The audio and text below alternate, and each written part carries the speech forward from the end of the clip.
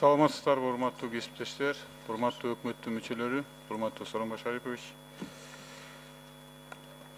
Мен болсо мынакей бир 2-3 күн мурда Баткен областында жана Ош областында болуп келдим, Сооронбай Шарипович.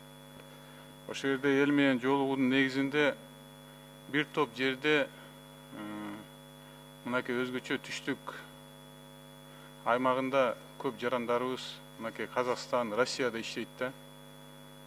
Ошолор айтып атат, көпчүлүгү айтып атат. Аэропортко учуп келгенде дейт. Мына министр МВД отурат, бул жерде чек аранын башчысы отурат, зам неменин УКМКнын замы отурат. Биздин жарандарыбызды текшерет дейт. Маңдай терине чейин текшерип туруп, акча төлөп туруп анан келебиз дейт. Эмнесин текшерет Россиядан келген биздин жарандарыбызды? Аз келгенсе алар текшерсе, Кытайдан келаткан текшерсе, эми текшере турган мамлекеттер бар. Өзүңөр жакшы билесиңер. Эми Россиядан келаткан, Казакстандан келаткан биздин жарандарыбыздын несин текшересиңер? Акча алып келет, каалаганын алып келсин. Тиешпегиле алардын акчасына. Паспортун көргүлө деп өткүзүш керек аларды. Сириядан келгендерди текшергиле. Кармагыла Сириядан келгендерди. Бирок эми Россияда ак мээнети менен иштеп келгендерди несин текшересиңер арды? Ошон үчүн мен сизден суранып кетем, Сооронбай Шарипович. Керек болсо жетекчилерин алмаштырыш керек. Аэропортто, Манас, Ош аэропортунда терилери калың болуп, булар кыргыз элин сеспей калса керек да, алмаштырыш керек жетекчилерин.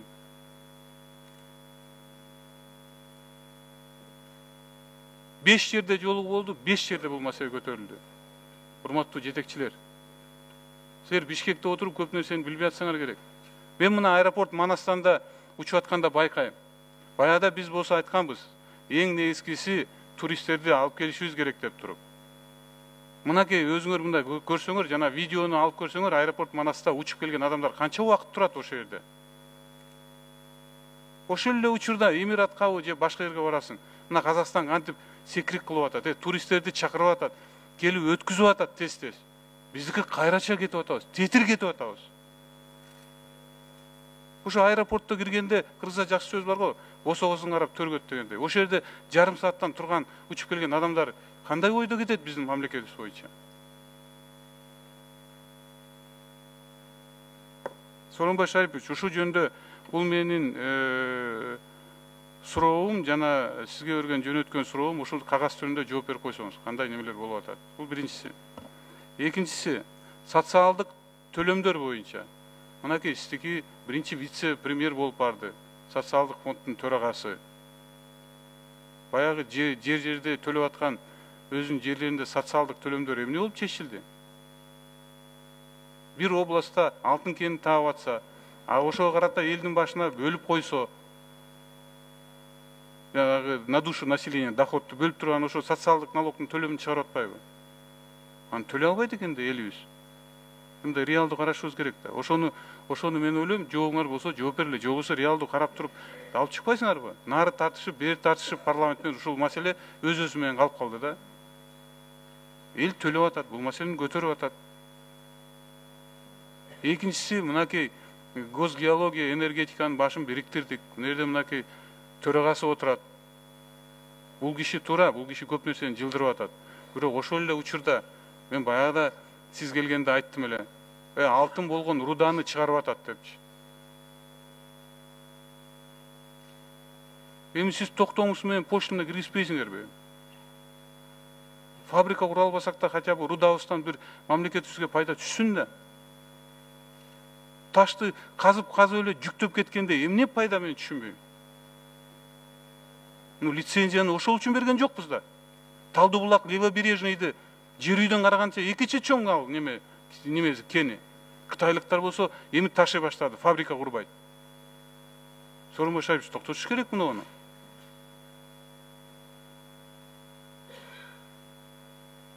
Биз болсо мындай руда экен, андай фабрикабыз жок. Тигиндей руда экен, мындай фабрикабыз жок деп туруп. Эми биз болсо почтаны киргизмейинче эч ким курбайт да андай фабриканы, заводду бизге.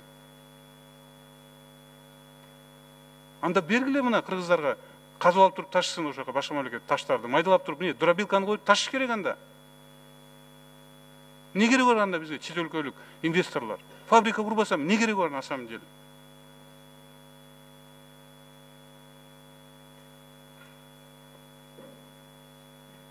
Энергетика тармагы боюнча мына энерго холдингти түздүк, нары барып берип алып туруп, мына элибиз айтып атат 700 киловаттка биз немете албай атабыз деп туруп, ошону бир элге түшүндүрүп, же болбосо депутаттарга бир күнү түшүндүрүп бергилечи, ошо 700 киловаттты кандайча санадык, кандайча болуп атат, биз да элге барганда жакшылап түшүндүрөлү.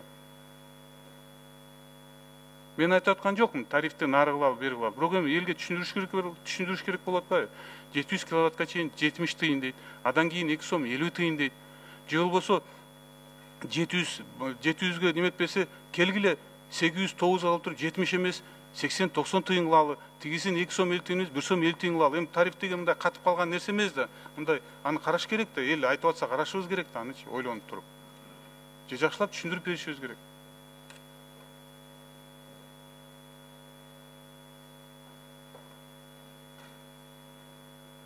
Мен ойлойм, бүгүнкү өкмөткө эң жакшы шарттар түзүлдү. Өзүңүз жетекчи болуп областан мен айткан маселелердин баарын өзүңүз жакшы билесиз. Бирок баардыгы жыргап атат, баардыгы катып атат дегенде мен алысмын.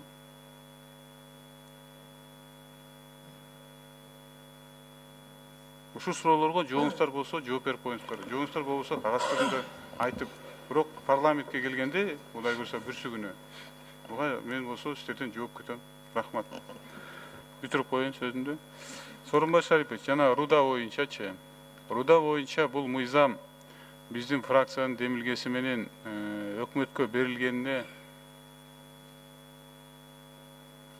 5 ай болду го дейм. 5 айдан бери бул мыйзам силерде жатат да. 5 айдан көп болбосо. Бербейсиңерби заключениеңерди? Сиз жаңы айтып аткан немени биз уже бергенбиз сиздерге, мыйзамга өзгөртүү кылып, сиздерге макулдашууга бергенбиз. Коомдук угудан өткүзгөнбүз. Бул дайын мыйзам. Анан кийин сиз айтасыз жанагы эл аралык келишимдин негизинде. Туура, эл аралык келишимдин негизинде, бирок сиз өкмөт башчысы катары убактылуу киргизүүгө толук кандуу укугуңуз бар. Юристтен сурасаңыз болот.